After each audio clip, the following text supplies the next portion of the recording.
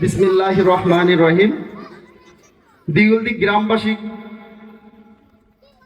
আজকের এই ঈদ পূর্ণ মিলন অনুষ্ঠানে সম্মানিত সভাপতি হাজী মোহাম্মদ দুলাল সাহেব, শ্রদ্ধেয় মামা এবং মঞ্চ উদ্বিষ্ট আমাদের গ্রামের গণ্যমান্য ময় মুরব্বী এবং আমাদের অন্তরের অন্তর থেকে আমাদের যে বড় ভাইরা আছে সবার প্রতি আমার সালাম। আসসালামু আলাইকুম ওয়া রাহমাতুল্লাহি ওয়া বারাকাতুহু। আমি এবং আনোয়ার মামা সবসময় এক জায়গাতেই থাকি এবং ঢাকা যারা দিগুলদির সন্তান হিসেবে গ্রামে ঢাকা অবস্থান করে সবচেয়ে বেশি গ্রাম এবং এই গ্রামের মানুষ নিয়ে একত্রিত এবং কথাবার্তা সবচাইতে বেশি চিন্তা ভাবনা আমার মনে হয় আমি আর আনোয়ার ডালি করি। কারণ প্রতি সপ্তাহে যদি গ্রামে কিছু হয় আমাদেরকে ডাকলে আমরা সর্বপ্রথম ছুটে আসি।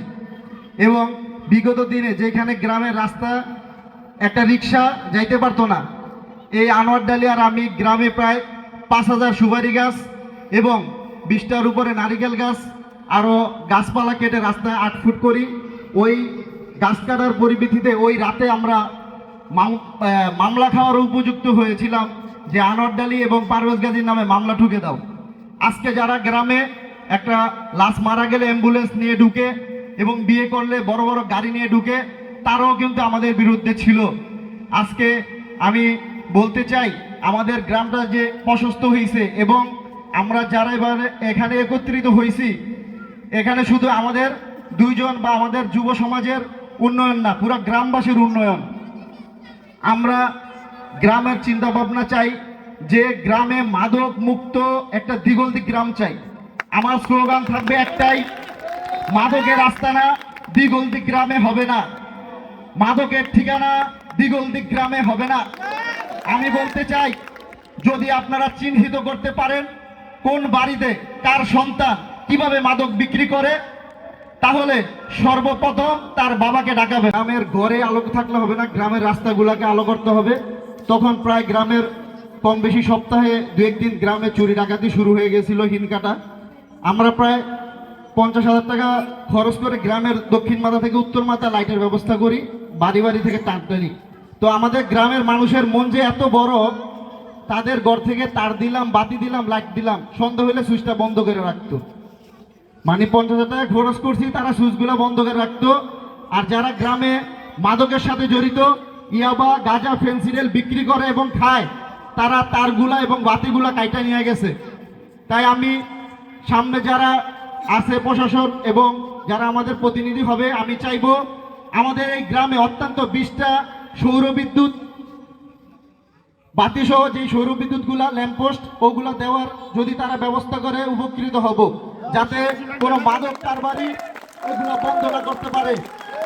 পরিশেষে আমি কথা শেষ করতেছি, কারণ কথা দীর্ঘায়িত করবো না। এখানে আমার অনেক বড় ভাই আত্মীয় স্বজন সবাই আছে, তারা অনেক মূল্যবান কথা বলবে। আমি চাইবো যে আমরা গ্রামবাসী ঐক্য থাকবো, ঐক্য ছিলাম, ঐক্য আছি।